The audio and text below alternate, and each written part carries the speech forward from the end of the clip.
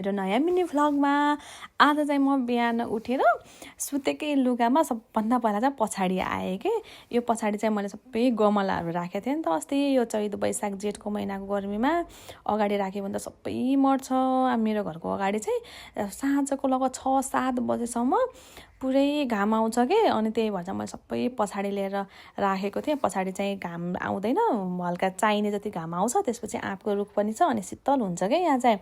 त्यही भएर चाहिँ मैले सबै पछाडि राखेको थिएँ। हिजो चाहिँ सबै गमलाहरूलाई अगाडि राखेँ नि त मैले, अनि त्यही भएर आज सफा गर्दैछु कि। अनि त्यसपछि म यो गलैँचा धुन्छु भनेर आएँ। यो गलैँचा चाहिँ अस्तिदेखि मैले बाहिर राखेको थिएँ धुन्छु भनेर, कहिले के हुन्छ, पहिले पानी बढी पर्छ है, कहिले चाहिँ अगाडि नुहाइहाल्छु, नुहाएपछि चाहिँ फेरि त्यो लुगा कति चाहिँ भिज्छ नि त फेरि यो गलैँचा धुने बेला। धेरै बाक्लो पनि छैन क्या, पातलो पातलो छ यो गलैँचा।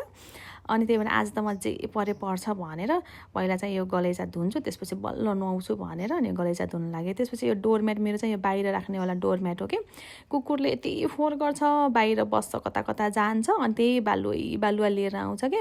अनि एउटा धुँदा एउटा बिछाउँथेँ, अनि त्यो आज त दुइटै फोहोर गरेको थियो कि, अनि सबै धुन्छु भनेर अनि यो धुन लाग्यो कि।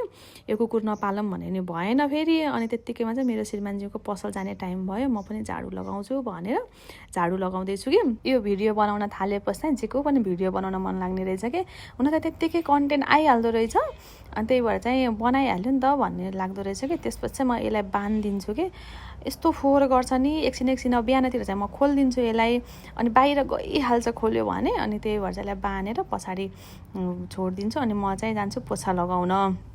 अघि भर्खर बरालेर गएको थिएँ, कतिजना फोहोर गरिसकेछ आएर। अनि त्यसपछि यो चाहिँ हजुरको प्लान्ट्सहरू राख्न मन लाग्छ घर अगाडि है, राम्रो देखिन्छ भन्ने हुन्छ। यो पोछा लाउन यति गाह्रो हुन्छ यो प्लान्ट्सहरू राख्यो भने। अब चाहिँ यो स्ट्यान्ड ल्याउनु पर्ला सोचिरहेको छु, स्ट्यान्ड पनि कहिले के हुन्छ भनेको बेला टाइम नै नहुने कि। अनि त्यही भएर चाहिँ सबै सकेर म चाहिँ अब नुहाउँछु, नुहाएर फ्रेस भएर किचनमा आएँ। सबभन्दा पहिला त किचनमै जानुपर्छ नि त हामीहरू चाहिँ। अनि त्यसपछि पानी पिँदै थिएँ, म तातो पानी पिँदै थिएँ। तातो पानी पिउनु ठ्याक्कै सानीको पापाको फोन आयो, म चाहिँ अत्तरिया जान्छु, केटाकेटी जाने भए चाहिँ तयार गरिदेऊ भन्छ।